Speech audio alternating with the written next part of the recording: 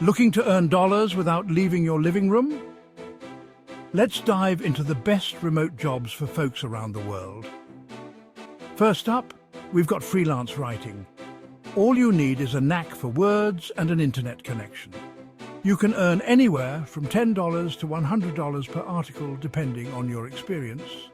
But beware, deadlines can be tight and writer's block is real. Next, we have graphic design. If you have an eye for aesthetics and some design software, you're good to go. Earnings can range from $15 to $75 per hour. The downside, some clients can be picky. Moving on to virtual assistants. Perfect for organized folks who love multitasking. You'll handle emails, schedule meetings and more.